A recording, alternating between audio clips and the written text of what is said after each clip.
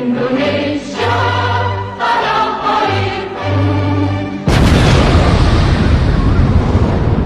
Halo, selamat pagi, siang, sore buat teman-teman yang ngelihat video ini. Perkenalkan, nama saya Dimas Arjuna dari Program Studi Digital Business Innovation. Pada kesempatan ini, saya akan mempresentasikan materi yang berjudul Literasi Digital Kunci Indonesia Maju di Era Digital. Di era saat ini, teknologi digital telah menjadi bagian penting dalam kehidupan sehari-hari. Hampir semua aktivitas mulai dari belajar, bekerja, berkomunikasi, hingga berbisnis dilakukan dengan bantuan teknologi dan internet. Nah, oleh karena itu, literasi digital menjadi kemampuan yang sangat penting untuk dimiliki agar kita tidak hanya menjadi pengguna teknologi, tetapi juga mampu memanfaatkannya secara bijak, produktif, dan bertanggung jawab.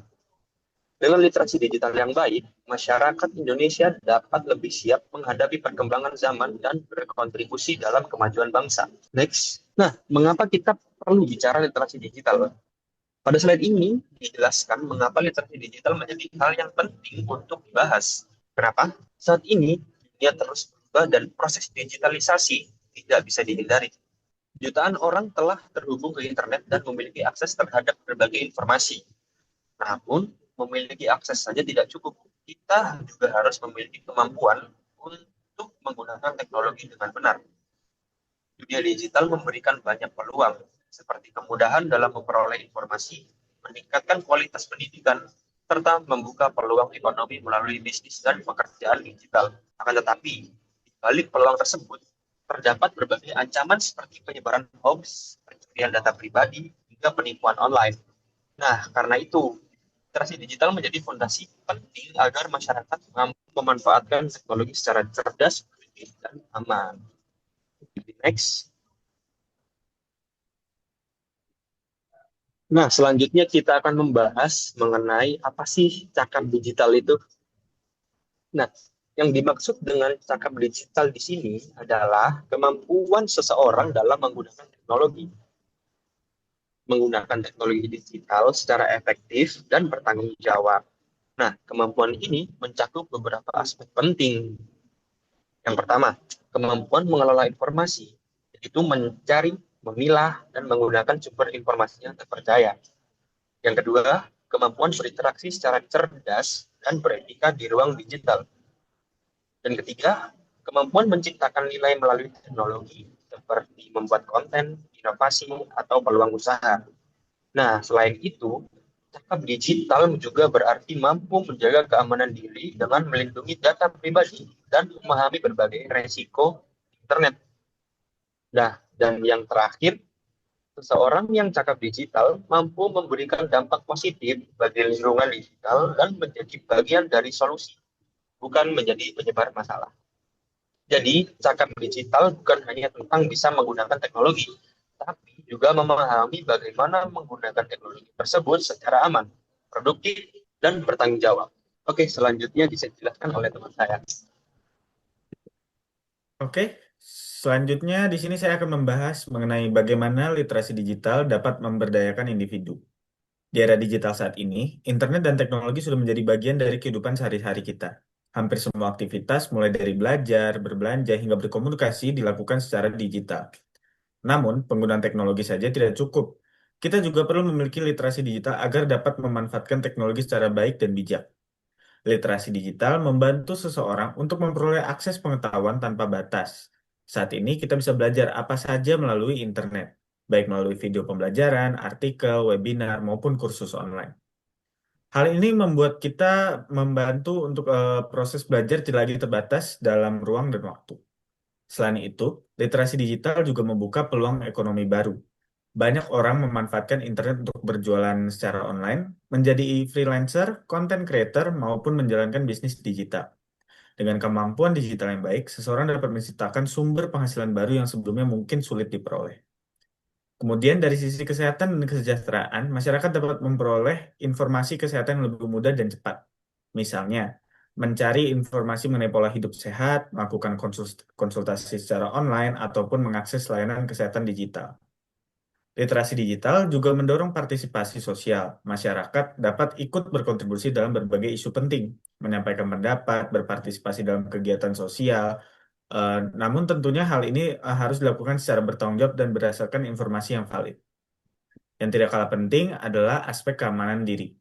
Dengan literasi digital yang baik, seseorang dapat melindungi data pribadi, menghindari penipuan online, serta memahami resiko-resiko yang ada di dunia digital.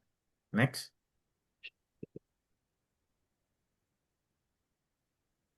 Oke, lanjut di sini literasi digital memiliki peran penting dalam mewujudkan Indonesia emas.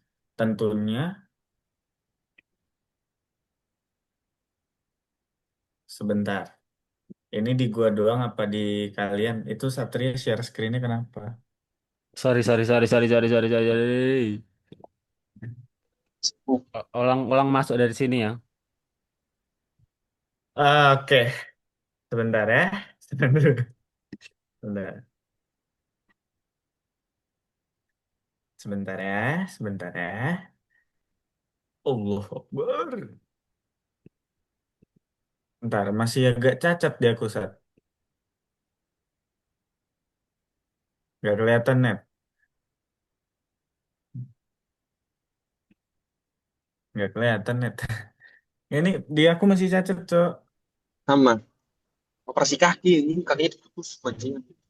The hell, bro. Oke. Kok salah ya realisasi itu berpotensi tangan? Oh, ada kesalahan. Oke. Selanjutnya, di sini saya akan menjelaskan mengenai realitas digital Indonesia antara potensi dan tantangan.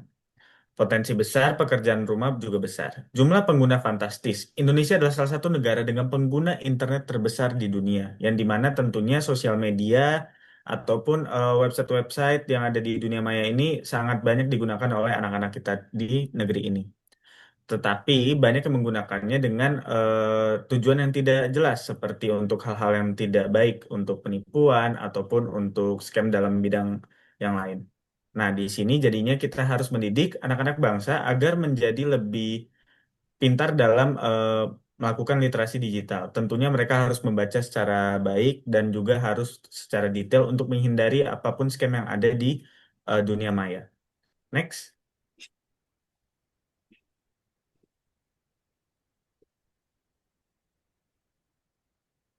Oke, selanjutnya di sini juga saya akan membahas mengenai bagaimana literasi digital dapat memberdayakan individu. Di era digital saat ini, internet dan teknologi sudah menjadi bagian dari kehidupan sehari-hari. Hampir semua aktivitas, mulai dari belajar, bekerja, berbelanja, hingga berkomunikasi dilakukan secara digital. Namun, penggunaan teknologi saja tidak cukup. Kita juga perlu memiliki literasi digital agar dapat memanfaatkan teknologi secara bijak dan produktif.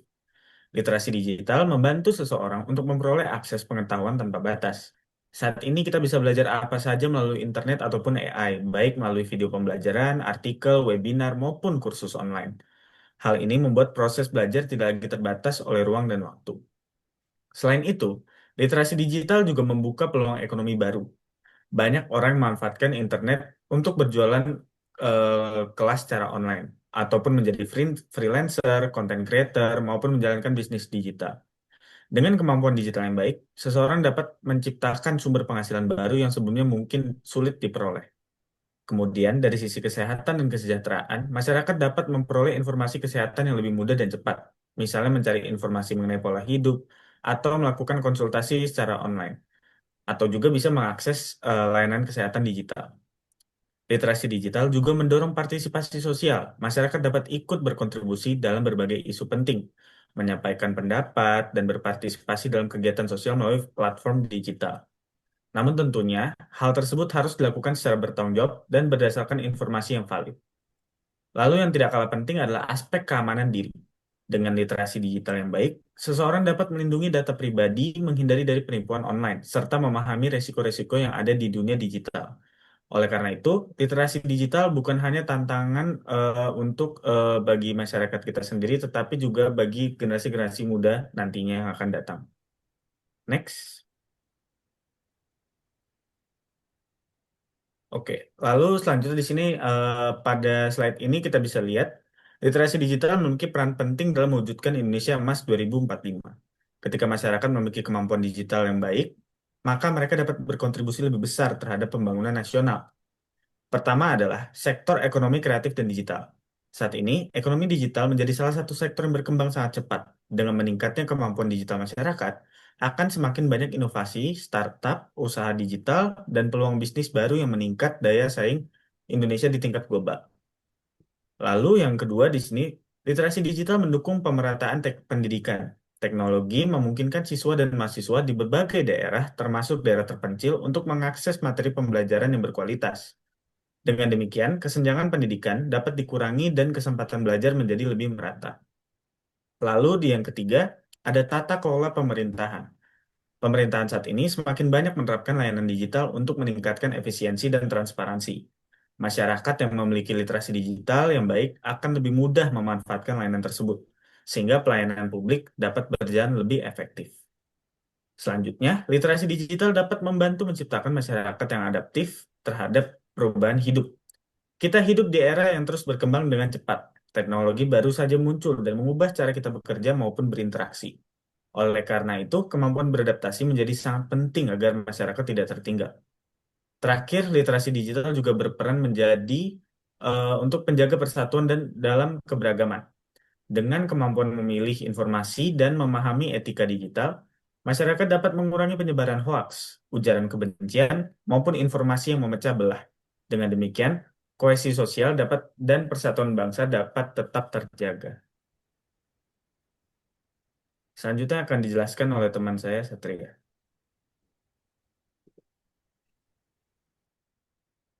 Terima kasih untuk Ramti. Pada bagian ini saya akan menjelaskan apa saja yang berperan dalam membangun masyarakat cakap digital. Digital bukan hanya tugas individu. Ini adalah tanggung jawab bersama yang membutuhkan kolaborasi dari berbagai pihak. Pertama, pemerintah memiliki peran sebagai regulator, fasilitator, dan penyedia infrastruktur.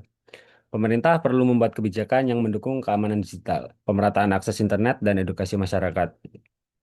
Kedua, lembaga pendidikan juga memiliki peran penting. Sekolah dan kampus dapat mengintegrasikan literasi digital ke dalam pembelajaran. Guru dan dosen juga perlu dibekali kemampuan digital agar dapat membimbing siswa dan mahasiswa dengan tepat. Yang ketiga, komunitas dapat menjadi penggerak lokal. Komunitas bisa mengadakan pelatihan praktis, seminar, atau kampanye literasi digital di lingkungan masyarakat. Yang keempat, keluarga juga memiliki peran besar, terutama dalam mendampingi anak-anak menggunakan internet. Orang tua perlu memahami aktivitas digital anak dan memberikan arahan agar anak tidak terpapar konten negatif. Yang kelima, industri dan media juga harus bertanggung jawab. Platform digital, perusahaan teknologi, dan media perlu menyediakan konten yang aman, edukatif, dan tidak menyesatkan. Jadi, membangun Indonesia cakap digital membutuhkan kerjasama antara pemerintah, pendidikan, keluarga, komunitas, industri, dan masyarakat.